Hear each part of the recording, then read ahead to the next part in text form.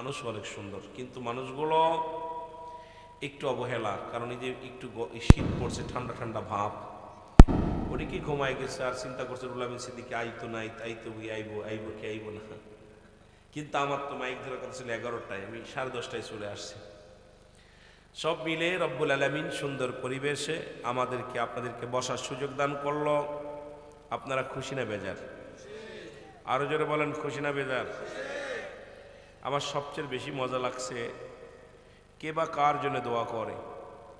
বর্তমান জামানায় পিতামাতা ইন্তেকাল করলে যে 6টা হক, এই 6টা হক আমরা আদায় করি। নাম্বার 1, তাদের জন্য মাগফিরাত কামনা করা। নাম্বার 2, তাদের জন্য সবর রেশনি করা। নাম্বার 3, তার ওসিয়াতগুলো পালন করা, শরীয়ত মোতাবেক যে ওসিয়াতগুলো করে গেছে এগুলো পালন করা এবং তার দিনা পাওনাগুলো পরিশোধ করা।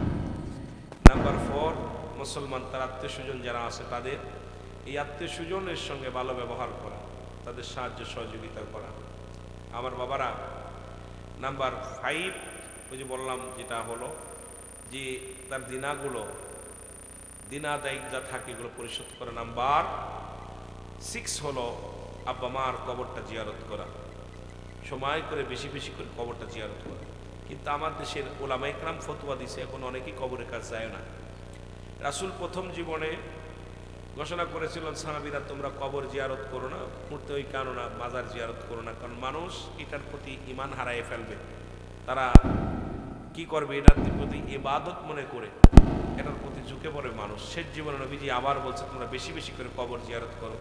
কারণ মানুষের ভিতরে মোহ কেটে যায়, দুনিয়ার কথা জল্পনা কল্পনা দূর হয়ে যায়, মানুষের ভিতরের ভয় অনুশোচনা হয়। কিন্তু বর্তমান জামানায় দেখতেছি যে দাদার লাশ ধরে সেলফি তুলে তুলতেছে। গতকালকে দেখলাম, গত পরশুদিন দেখলাম মার মরা লাশ কবর থেকে উঠাইয়া মশারি টানায়া ল্যাপ খেতা দিয়ে ভালো করে ডেকে রাখছে। মানুষের কোথায় রুচি চলে গেছে? মানুষের ভিতরে কোনো ভয় নেই।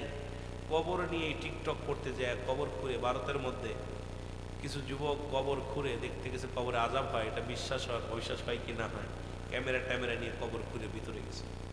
এই কবর জগৎটা ভয়ঙ্কর। এই কবরের চিন্তা মানুষের ভিতরে নেই, মরণের চিন্তা আমাদের মধ্যে নেই। আমরা কেমন মানুষ? এই মানুষগুলো এখন অমানুষ হয়ে গেছে।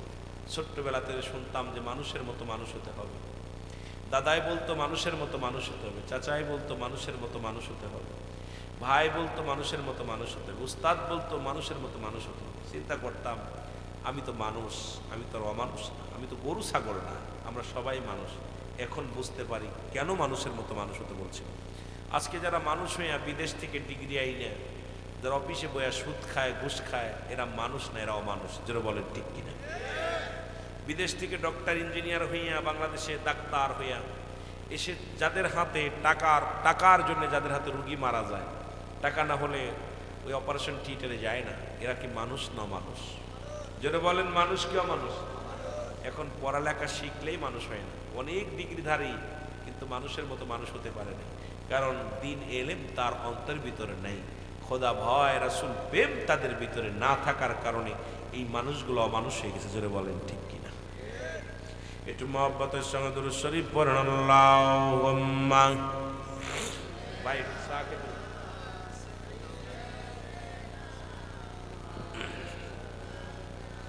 ওয়ালা আলি সাইয়্যিদিনা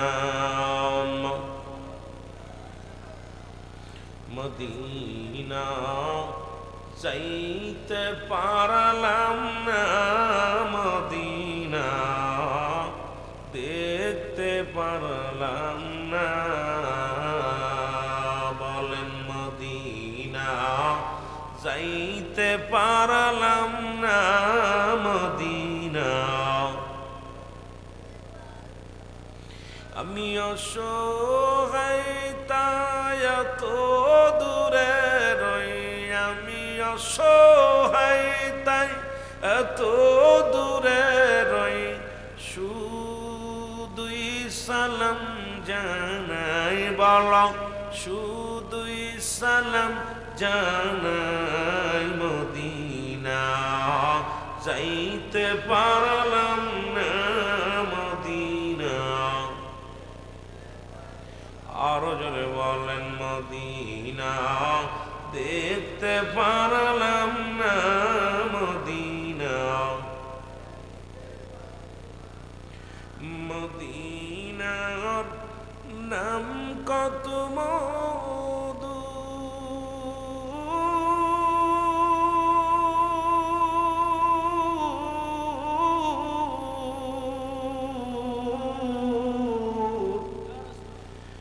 মদিনা আর যে কত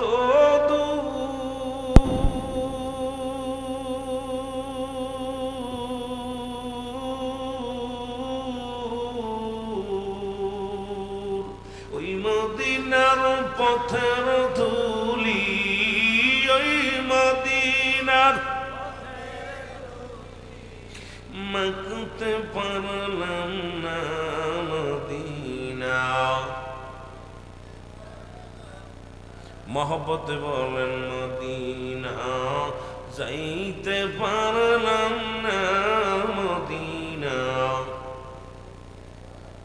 আমি অসহায় তাই এত দূরে রই আমি অসহায় তাই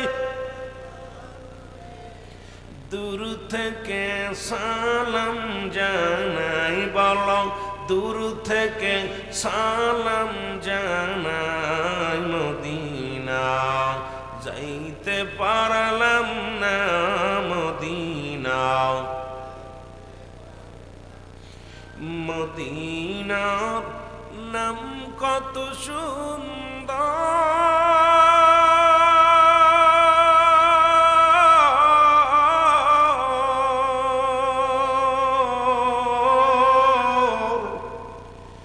মদিনা কেরে সে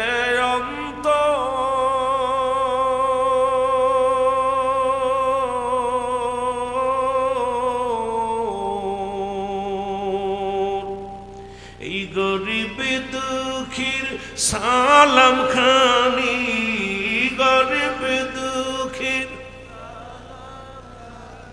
পৌঁছাই দিও মদিনায় বলো দিনায় মদিনা যাইতে পারলাম না মদিনা এই দুনিয়ার মুসলমান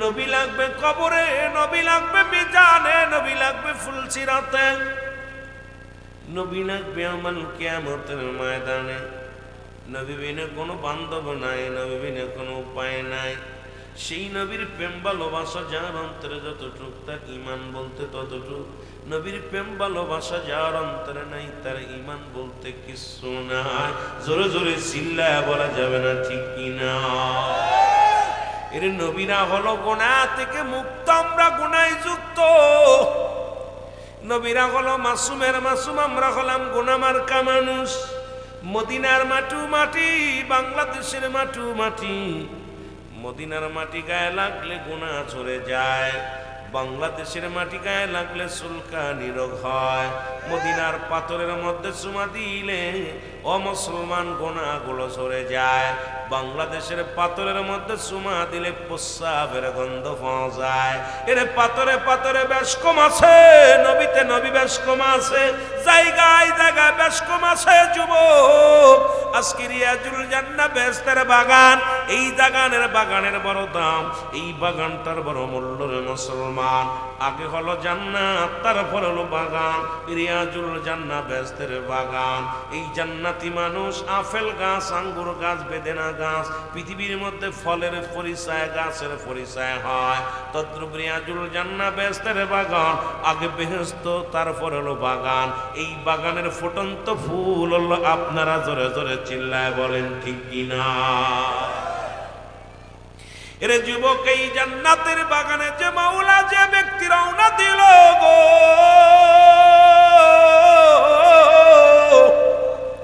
প্রতিটা কদমে কদমে তার সগীরা গুনাহ মাফ হয়ে গেল মারহাবা আস্তে কইতেন এরে মুসলমান শুনে নাও, শুনে নাও, এরে দীর্ঘ কয়টা বছর মুসলমান? 8টা বছর।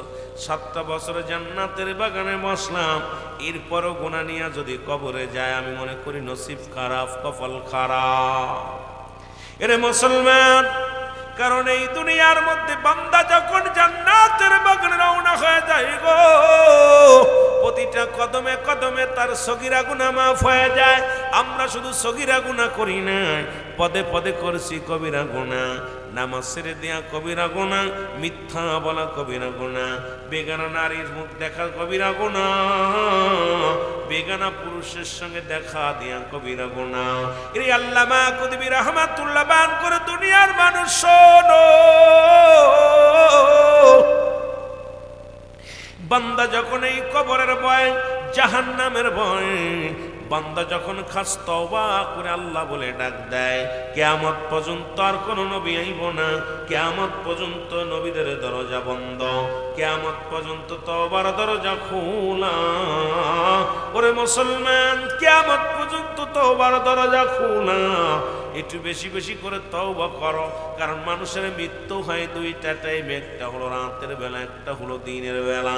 দিন শুরু করেছিলাম, মৃত্যুবরণ করি না। রাত শুরু করেছি, আগামী দিন সূর্যোদয় হবে, আগামী দিন ফজরের সালাত আদায় করতে পারবো, গ্যারান্টি নেই। কারণ পরবর্তী সময় তোমার আমার জন্য কি নিয়ামত বয়ান তো যে কেউ বলতে পারি না রে।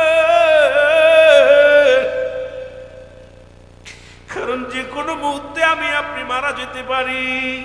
ও যুবক, যেহেতু 2টা টাইমে মরণ, একটা রাত একটা দিন।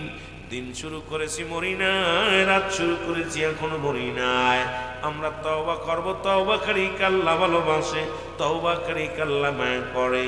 যে কথা বলতেছিলাম, এই সগীরা গুনাহ মাফ হলো, আসার জন্য কবিরা গুনাহগুলো মাফ হবে। বান্দা যখন কবরের ভয়ে, জাহান্নামের ভয়ে, বান্দা যখন খাস তওবা করে আল্লাহ বলে ডাক দেয়, আল্লাহ রাব্বুল আলামিন বান্দার জীবনের গুনাহগুলো মাফ করে দেয়। জোরে বলেন মারহাবা। আর একটু জোরে জোরে চিল্লায়া বলা যাবে না মারহাবা। জান্নাতের বাগানে শুধু নিয়ত করে বাড়ি থেকে রওনা দিছেন, সগীরা গুনাহ মাফ। এখানে বসছেন, কবিরা গুনাহগুলো মাফ। মাফ পাবেন কি? খাস তওবা করে। কারণ কবরের ভয়, জাহান্নামের ভয় অন্তরের ভিতরে যখন ঢুকবে, এই বান্দা যখন চোখের পানি ছেড়ে কাঁদবে, রব্বুল আলামিন এই বান্দার গুনাহগুলো মাফ করে দেবে। সুতরাং এই 8টা বছর যারা জান্নাতের বাগানে বসলাম, সগীরা গুনাহ মাফ করতে পারি নাই, কবিরা গুনাহ মাফ করতে পারি নাই। মাহফিলটা বিনা কারণে দেওয়া, আর এখানে মাহফিল দিয়ে সার্থক যদি আমরা গুনাহগুলো মাফ করাই যেতে পারি। জোরে বলেন ঠিক কিনা? রে আমি পাপী অপরাধী মন তোমার দয়া সাই, বলো আমি পাপী অপরাধী মন তোমার দয়া। রে তুমি যদি না কর দয়া, আল্লাহ তুমি যদি না কর দয়া, আমার হবে কি উপায়? আমি পাপী অপরাধী মন তোমার দয়া চাই, বলো আমি পাপী। যারা পাপ করছেন তারা বলেন, যারা করেন না দরকার নেই, বলেন আমি পাপী অপরাধী মনা তু। ওই আমি পড়ব যেদিন কঠিন বিপদে,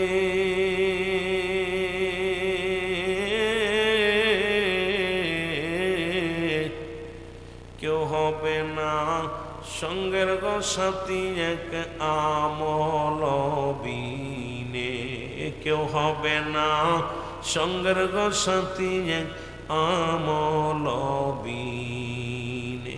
দয়া করো দয়াল আল্লাহ,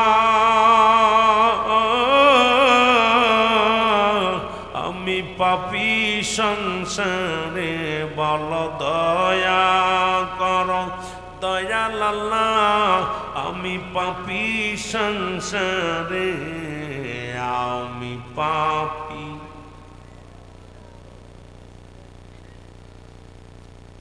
ও মুসলমান, যেহেতু দুইটা টাইমে মরণ হয় গো, একটা হলো রাতের বেলা, একটা হলো দিনের বেলা। যেহেতু মৃত্যুবরণ করি নাই, একটু আমার সামনে খাস তওবা করেন, কারণ তওবার দরজা খোলা।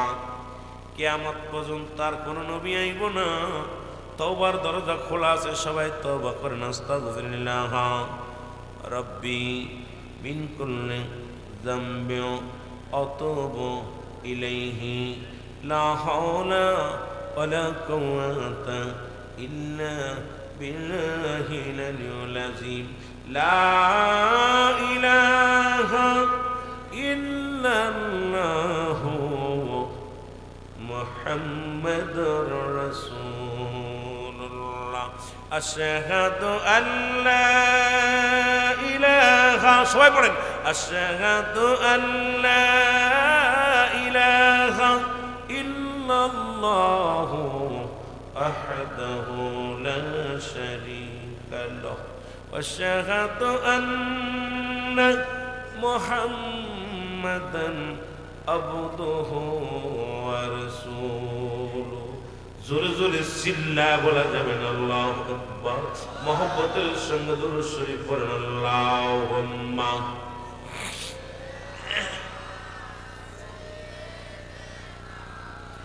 মাওলানা মুহাম্মাদান সাইয়্যিদিনা। এই দুনিয়ার মুসলমান,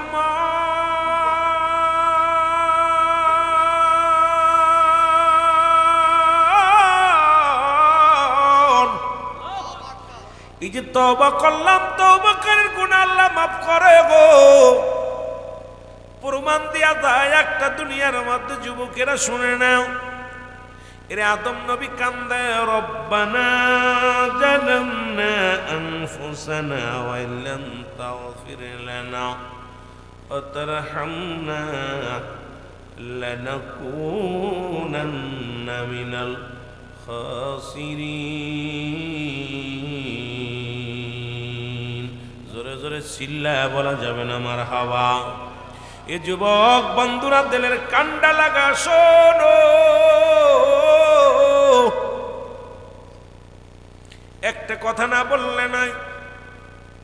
হাসান বসরির কদমে ও যুবক, এক মাতাল ছেলে, বাবা মারা গেলেন, বাবা মারা যা পর মায়ে তারে লালন পালন করলেন এই দুনিয়ার মধ্যে। কিন্তু মায়ের আদরে সন্তান মা কেমনে শাসন করব? সন্তান মাদক সেবিক সেবক হয়ে গেলেন, খুন খারাপি দুনিয়ার মধ্যে, নামাজ ছেড়ে দিলেন, অন্যায় পথে পা বাড়াইলেন। হাসান বসরির কদমের মধ্যে মা যায়, চোখের পানি ছেড়ে ছেড়ে কান্দে, হুজুর আমার সন্তানের জন্য দোয়া করেন। কিন্তু বাবা সন্তানের জন্য দোয়া করছে, কিন্তু সন্তানের লাইনে আসে নাই, এই সন্তান বেগারা হয়ে গেছে। ওরে মুসলমান শুনে নাও, কিছুদিন পরে সন্তান এমন মরণ ব্যাধি হলো, এই সন্তান প্যারালাইসিস হয়ে গেল।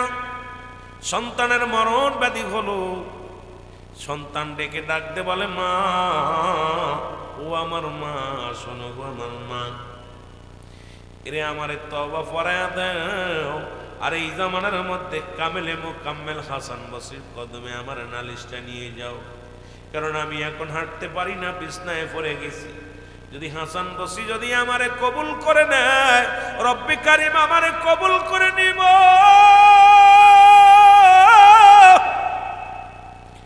ও জনম দুঃখিনী মা, এবার মহিলা হাসান বসরির কদমে যাইয়া চোখের পানি ছেড়ে বলে, ডাকতে বলে, হুজুর,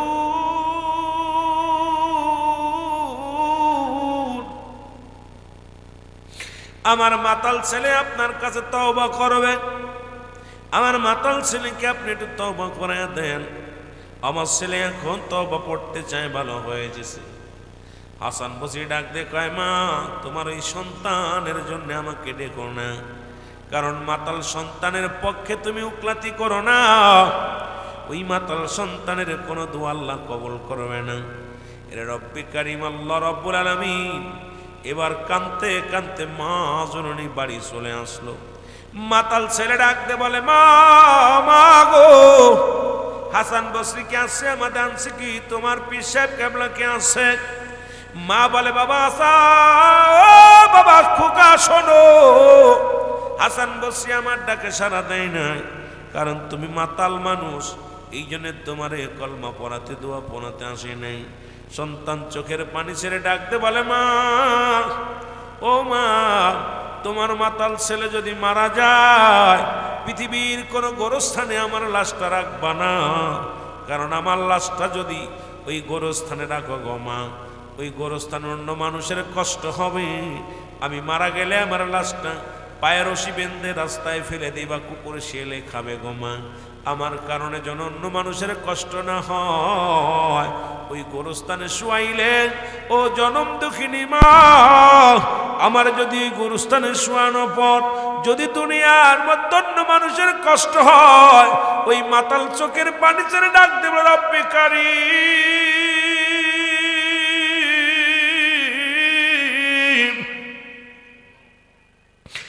আমি শুনেছি আদম নবী তওবা করে স্যার কেঁদেছে, বলেন রব্বানা জালামনা আনফুসানা ওয়া ইল্লাম তাগফির লানা ওয়া তারহামনা লানাকুনান্না মিনাল খাসিরিন। মাতাল ডাকতে বলে ইউনূস আলাইহিস সালাম কেঁদেছে, লা ইলাহা ইল্লা আনতা সুবহানাকা ইন্নী কুনতু মিনাজ জালিমিন। আর আমার নবী কেঁদেছে, রব্বির হামহুমা কামা রব্বায়ানি সগীরা। জোরে জোরে চিল্লায় বলা যাবে না মারহাবা, আর একটু জোরে জোরে চিল্লায় বলা যাবে না আল্লাহু আকবার। মাতাল চোখের পানি ছেড়ে ডাকতে বলে, রব্বি কারীম,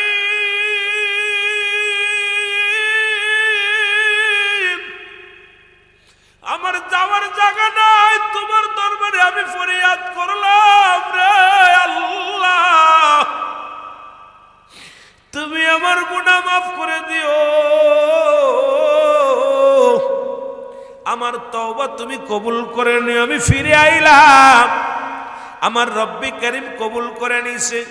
ছেলেটা মারা গেছে, মারা যাওয়ার পর মা দুঃখিনী চোখের পানি ছেড়ে ছেড়ে কান্দার বলে, আল্লাহ মাতাল ছেলে মারা গেল, আল্লাহ তওবা কবুল হইছে কি জানি না,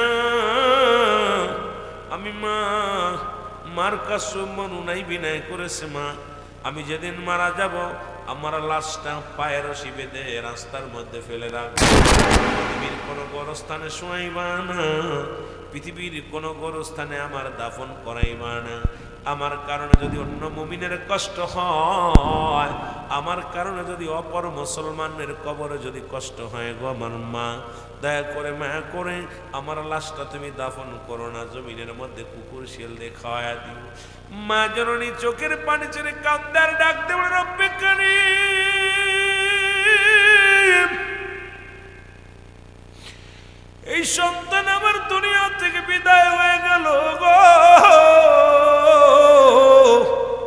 না পারলাম তাকে কালেমা পড়াইতে, না পারলাম তাকে আদর্শবান একটা জাতি বানাইতে।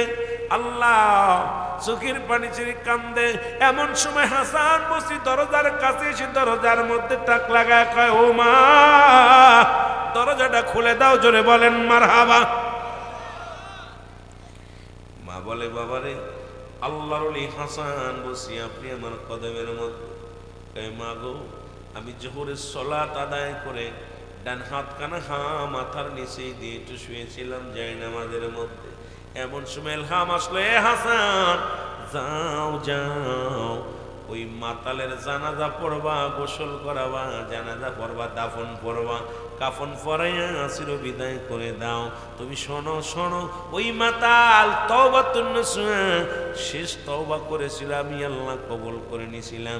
যখন মৃত্যু সজ্জায় যাইয়া রে আল্লাহ আল্লাহ বলে আমারে ডাক দিছিল, আমি আল্লাহ কবুল করেছি। সুতরাং ওই মার কাছে সন্তান বলে গেছে তাকে যেন দাফন না দেওয়া হয়, কাফন না পরানো হয়, জানাজা না পরানো হয়। আসান আমি রব্বে কারিম হুকুম দিলাম, যাও যাও সুন্দরভাবে তারে গোসল করাও, তারে দাফন কাফন করাও, দাফন করাও।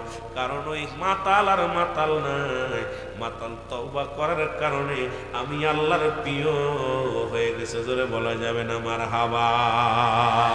এই জন্য সকাল বিকেল বেশি বেশি তুমি তওবা করবা।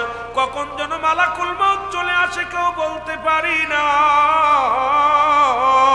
কত মানুষ দেখা যায় মুসলমান, শোনো, দাদা জিন্দা নাতি দুনিয়ার মধ্যে না, বাবা জিন্দা সন্তান দুনিয়ার মধ্যে নাই। কত যুবক দুনিয়া থেকে বিদায় হয়ে গেল, গেছে মুসলমান বিদেশে গেছে টাকা কামাইতে, টাকা কামানোর মেশিনটা মরা কফিন হইয়া এই কফিনে লাশ বাংলাদেশের জমিনে চলে আসলে মুসলমান। এর মুসলমান আজ কয়টা দিন হয়ে গেল, ওই এয়ারপোর্টের দিকে খেয়াল করবেন, প্রায় দিনই 10টা 12টা লাশ বিদেশ থেকে আসতেছে রে মুসলমান। কত স্বপ্ন ছিল সন্তান কামাইব, ওই সন্তান ইনকাম করব, আনন্দে ফুর্তিতে বেড়াইব। রব্বে কারিম এই সুযোগ দেয় নাই, দুনিয়া থেকে বিদায় করে দিছে। এই জন্য 1 নাম্বার মানুষের বিপদ, 1 নাম্বার হলো মানুষের বিপদ মরণ, 2 নাম্বার হলো কবর, 3 নাম্বার হলো কিয়ামতের ময়দান। এই মরণের পেয়ালা পান করতে হবে, এর মধ্যে কোনো সন্দেহ নাই। জোরে জোরে চিল্লা বলা যাবে না, ঠিক কিনা? মরণ থেকে পালানোর কোনো পথ নাই। আদম আলাইহিস সালাম থেকে শুরু আমার নবী রাহমাতাল লিল আলামিন পর্যন্ত কত পয়গম্বর, কত নবী আসলো। আহা, আপনারা জানেন সাদ্দাত জান্নাত বানাইলেন, জান্নাত বানাইয়া মনে করছে আল্লাহর জান্নাত যাবো না, লুকাইলেন, অনেক সাদ্দাত বানাইলেন, অনেকগুলো। রব্বে কারিম আজরাইলকে পাঠাই দিয়েছে, আজরাইল যাও দুষ্টটা জান কবাস। আজরাইল আয়া দেখে অসংখ্য সাদ্দাত, ঈদর সব দরজায় দরজায় দাঁড়ায় আছে। ডাক দেবলে রব্বে কারিম আসল সাদ্দাত তো আমি চিনি না, কারণ সব যার দিকে তাকাই এটাই সাদ্দাত। কথা বুঝলেন? রব্বে কারিম কয় আজরাইল দেরি করো, সময় যখন আসবে, কারণ 10টায় মৃত্যু, 10টার 1 মিনিট আগেও না পরেও না। সুতরাং সময় যখন আইব তুমি আসল সাদ্দাতটা ধরে ফেলবা। মারহাবা। আরো জোরে বলেন। এ আমার বন্ধুরা, নকল সাদ্দাত বানায় বাঁচতে পারে নাই। ফিরআউন নমরুদ কারণ কত খোদাই দাবি করলো, তারাও দুনিয়ার মধ্যে নাই। এই মহল্লার মধ্যে কত মানুষ যারা ক্ষমতা খাটাইল রে মুসলমান। অনেকের কবর উপর দিয়ে কুত্তা শেলে পায়খানা করে, কবর থেকে খেদানোর মতো মানুষ নাই। কত মস্তান ছিল মুসলমান, শোনো, মোল্লাদের ভয়ে বিশ্বাসরা কথা বলতে পারতো না, বিশ্বাসদের ভয়ে মোল্লারা কথা বলতে পারতো না। আজকে কবর উপরে দিয়ে গরু ছাগলে ঘাস খায়, কবর থেকে খেদানোর মতো ক্ষমতা দেয় নেই আমার আল্লাহ।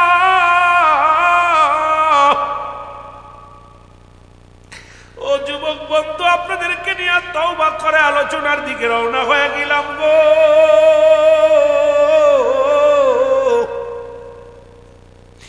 মানুষের 1 নাম্বার বিপদ হলো মানুষের মরণ। এই মরণের পেয়ালা পান করতে হবে, এর মধ্যে কোনো সন্দেহ নাই। আল্লামা মুফতি আমজাদ আলী সাহেব একটা কিতাব লেখেন, কিতাবের নাম বারে শরিয়াত। এই কিতাবের মধ্যে লিখতে যা বলেন, দুনিয়ার মানুষ শোনো, মানুষ যখন মৃত্যুবরণ করে, সাধারণ মৃত্যুবরণ করে, 70টা তাজা উটের গায়ের চামড়া জবাই না করিয়া উল্টো দিকে টান দিয়া লবণ আর মরিচ লাগায় দিলে যতটুকু যন্ত্রণা হয়,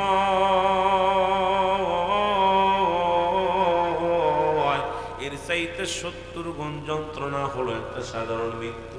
এখন আমরা যারা মরণকালে পায়খানা করে দিই,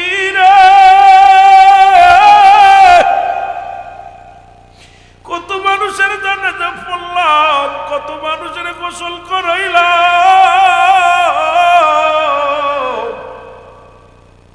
কত মানুষের দাপন করাইলাম। আল্লাহ, ওই দেখা যায় গোসল করাতে যাইয়া দেখে গেছে রে মুসলমান, কত মানুষ মৃত্যুর সময় পায়খানা করে দিছে, কত মানুষ মৃত্যুর সময় প্রস্রাব করে দিছে, কত মানুষ মৃত্যুর সময় চোখ দুটি বড় বড় হয়ে গেছে, কত মানুষ মৃত্যুর সময় জিহ্বাটা বাইর হয়ে গেছে। তাদের মরণটা কত কঠিন হয়েছে। জোরে জোরে চিল্লায় বলা যাবে না আল্লাহু আকবার। আমার মরণ শিবে কখন কেউ তো জানি না। আমার একটু মহব্বতে বলেন, আমার মরণ শিব। এই আমি চলে যাব, আমায় তোমরা ভুইলা যাইও না। আমি চলে যাব, আরো জোরে বলেন, আমি চলে যাব, আমায় তোমরা ভুইলা যাইও না। আমার মরণ আসিবে কখন কেউ তো জানি না। আমার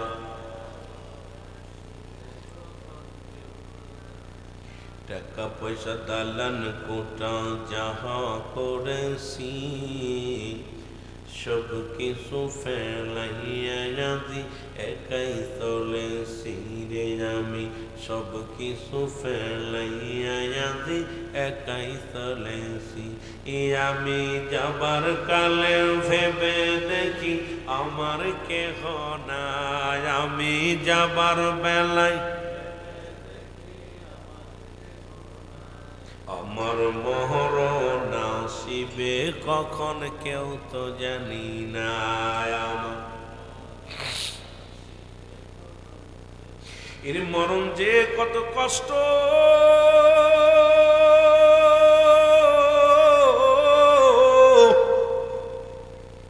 গতকালকে একটা ভিডিও দেখলাম, মুসলমান শোনো, একটা বিড়াল, এই বিড়ালটা একটা খাঁচার মধ্যে পুড়িয়া আগুন ধরাইয়া দিছে। জাহান্নামের নমুনা। ওই জাহান্নামের মালিক ফেরেশতা মুসলমান 70,000 রশি লাগানো জাহান্নামের গায়ে। ওই ফেরেশতা ধরে টানবে এক একটা গায়ের এক একটা রশির মধ্যে 70,000 ফেরেশতা। কত না চিৎকার মারবে, কোনো চিৎকার তার কানে আসবে না। ওই নিষ্ঠুর মানুষটা দেখলাম বিড়ালটার গায়ের মধ্যে আগুন ধরাইয়া দিছে। বিড়াল আল্লাহ আল্লাহ শব্দ করে, আল্লাহ আল্লাহ আল্লাহ। এই নিষ্ঠুর মানুষের দিলে কোনো দয়া মায়া হয় না। আরে একটা পশুরে এইভাবে মানুষ পোড়ায় মারতে পারে, মানুষ কত নিষ্ঠুর হয়ে গেছে রে মুসলমান, শুনে নাও। কারণ আল্লাহ রাব্বুল আলামিনের হাবিব আমার নবী বলছে, বাল্লুহা খেলাপ, এই দুনিয়াটা একটা পচা দুর্গন্ধ মরি। মুসলমান শুনে নাও, মানুষের চরিত্র হলো কুকুরের চরিত্র। কুকুর যেমন পৃথিবীর মধ্যে মরি পাইলে খুশি হয়, সে জামানার মানুষগুলো সম্পদ পাইলে খুশি হয়। বিড়ালটার অপরাধ, সে কড়া মাছ খেয়েছে। মুসলমান শুনে নাও, ওই মালিকের বাড়িতে কিছু মাছ চুরি করে খেয়েছে। এর অপরাধে দুনিয়া থেকে তারে একটা পশুরে নির্মম ভাবে হত্যা করেছে রে। এই মানুষটার অন্তরে যদি একবার মাবুদের ভয় থাকতো, একবার যদি জাহান্নামের ভয় থাকতো, ওরে মানুষটা জীবনে এমন কাজ করতে পারত না। এই মানুষ এমন নিষ্ঠুর হয়ে গেছে। মুসলমান শুনে নাও, শোনো, এমন একটা জামানায় আমরা বসত করতেছি, যে জামানার মধ্যে মানুষে মানুষে কোন মুসলমান ভেদাভেদ বাইর করেছে। এই মানুষের মধ্যে মানুষের দ্বন্দ্ব, এই মানুষগুলো কেমন যেন মানুষের মতো হয়ে গেছে রে মুসলমান। শোনো, আজকে মানুষ রূপে মানুষগুলো নাই। এই মানুষ রূপী জানোয়ার গুলো সমাজ বোঝে না। এই মানুষগুলো জানোয়ার গুলো সুদ ঘুষ হালাল করে। মুসলমান শুনে নাও, এই মানুষ রূপী দানব গুলো এই দুনিয়ার মধ্যে হালালকে হারাম বানায় ফেলতেছে রে ভাই। এর মুসলমান শুনে নাও, যে কথা বলতেছিলাম, পৃথিবীর মধ্যে 3টা বিপদ। নাম্বার 1 হলো মানুষের মরণ,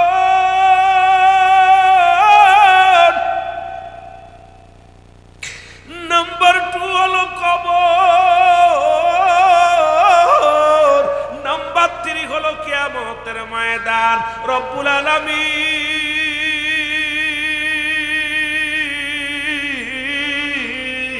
আমাদের তুমি ওই মরণটা আমাদের সহজ করে দিও, ওই মরণ থেকে আমাদের বাঁচানোর কোনো ব্যবস্থা নাই, তবে মরণ সময় যন্ত্রণা একটু লাঘব করে দিও। জোরে জোরে বলেন আল্লাহু আকবার। এরে মুসলমান, কিসের এত অহংকার করো? কারণ পৃথিবীর প্রথম কাপড় পরিধান করেছো মানুষের হাতে, ও মানুষের সাহায্যে প্রথম কাপড় পরিধান করেছো, আবার শেষ বিদায়ের শেষ কাপড় পরাইবে তোমার পর মানুষের। মুসলমান, এইটা যদি কোনো মানুষ চিন্তা করে, এই মানুষের ভিতরে অহংকার আসতে পারে না। এই মানুষগুলো মুসলমান হট্টগোল করতে পারে না। এই মানুষগুলো জীবনের মধ্যে দুর্নীতি করতে পারে না। এই মানুষগুলো মানুষ হয়ে যাওয়ার পিছনে একটাই কারণ, তারা অতীতকে ভুলে গেছে। অতীতের কথা যদি একবার মানুষের অন্তরে আসতো গো, এই মানুষটা জীবনেও সুদ খেত না, ঘুষ খেত না। এই মানুষটার কোন ভিতরে অন্তরের ভিতরে এমন অবস্থা দাঁড়ায় গেছে, এই মানুষটার ভিতরে ভয় ভীতি নাই। জোরে বলেন ঠিক কিনা? যে কথাগুলো বলতেছি মুসলমান, এক নাম্বার হলো মানুষের মরণ।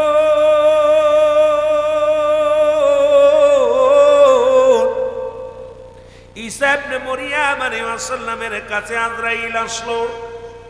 ওর মৃত্যুর যন্ত্রণা কত কষ্ট, ওটা বলতেছিলাম। এই জন্যই বিড়ালটা দেখে বোঝা গেছে কত সময় ধরে লাফালাফি, কত বউ বাঁচার জন্য কত নুনায় বিনায়।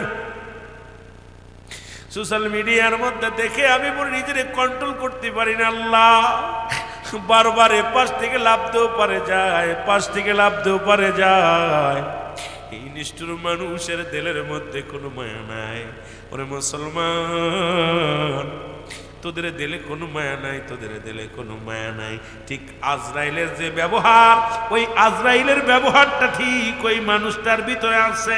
আজরাইলের দিলে যেমন মায়া থাকবে না, কোনো দয়া থাকবে না, কঠোর হয়ে যাবে রে মুসলমান। সেই আজরাইল 2 বের কেঁদেছে। রব্বে কারিম ডাকতে বলে, আজরাইল, জীবনে তুমি কি মানুষের জান কবাজ করতে যা কেঁদেছ? বলে, আল্লাহ রব্বুল আলামিন, আমার জীবনে 2 বার চোখের পানি ধরে রাখতে পারি নাই। এর জীবনে কত বাচ্চা মায়ের পেট থেকে, মায়ের গর্ভে থেকে কত বাচ্চারে হত্যা করলাম, কত মার কোল খালি করলাম, কত মাকে বিধবা বানাইলাম, কত মাকে স্বামী হারা করলাম, কত সন্তান বাবা মা হারা করলাম। দুনিয়ার মধ্যে মাত্র 2 বার কেঁদেছিলাম আমি আজরাইল। প্রথম হলো আল্লাহ, যেদিন একটা সাগরের মধ্যে একটা নৌকা, এই নৌকাটারে তুমি চূর্ণ বিচ্ছিন্ন করে দিলাম। এর মধ্যে এক প্রেগনেন্ট মহিলা ডেলিভারি হয়। ওই বাচ্চাটা যখন হলো, তখন ওই বাচ্চাটাকে আমি একটা তক্তার পরে শোয়াইয়া মার জানটা কবাজ করেছিলাম। ওদিন আমি চোখের পানি ধরে রাখতে পারি। রব্বে কারিম, তার গোষ্ঠীর সবাইরে শেষ করে দিলাম, এই বাচ্চাটারে বাঁচায় রেখেছিলাম। সেদিন কেঁদেছিলাম আমি আজরাইল, বাচ্চার মুখের দিকে তাকায় কেঁদেছিলাম।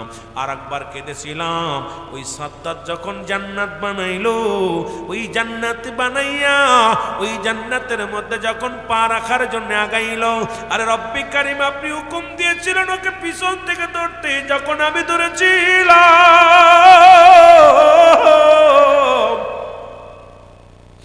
তখন সাদ্দাত বাচ্চা অনুনয় বিনয় করে চিৎকার মেরে কেঁদেছিল আর বলেছিল, আজরাইল, একটু সুযোগ দে, আমি জান্নাত খানা দেখবো। ওদিন সাদ্দাতের কান্না দেখে আমার চোখে পানি এসেছিল গো। রব্বে কারিম ডাক দে কয়, আজরাইল, ওই একই ব্যক্তি 2 জন, ওই যে সাগরের মধ্যে নৌকা ভেঙে গিয়েছিল, ওই সাদ্দাত ছোট মাসুম বাচ্চাকে আমি বনের পশুর দুধ খাওয়ায় মানুষ করেছিলাম। ওই সাদ্দাত যখন ওর মা বাবা মারা যায়, ওকে নিয়ে যখন বনে মুসলমান তক্তাখানা বাঁচতে যাইয়া, মুসলমান শোনো, জঙ্গলের পাশে যায়, ওই জঙ্গলের বাঘিনীর বাচ্চা মারা যায়। ওই বাচ্চা মারা যাওয়ার পর বাঘিনী পিপাসায় কাতর বছর পানি পান করতে আমি পাঠাই, পানি পান করতে এসে দেখে যখন বাচ্চাটাকে ডাম্মাইয়া পানি খাইতে যায়, তখন ওই মুসলমান সাদ্দাত বাগিনীর দুধের মধ্যে মুখ লাগায় দেয়। বাগিনী তার মুসলমান সাদ্দাতকে ঘাটটা ধরে নিয়ে বনের ভিতরে নিয়ে যায়। ওই মানুষ করেছে বাঘের দুধ খাওয়া সাদ্দাতকে আমি মানুষ করলাম। এরপরে মানুষটা দুনিয়ার মধ্যে এত যেহেতু আমি বনের পশু দিয়ে তার লালন পালন করলাম, আমার শুকরিয়া আদায় করে নাই, আমার প্রশংসা বাদ দিয়া নিজেই জান্নাত বানাইয়া রাজত্ব পাইয়া আমি রব্বে কারিমের সঙ্গে নেমহারামি করেছে। রে মুসলমান শুনে নাও, ওই দুইটা ব্যক্তি একই ব্যক্তি ছিল। জোরে জোরে চিল্লায়া বলা যাবে না আল্লাহু আকবার।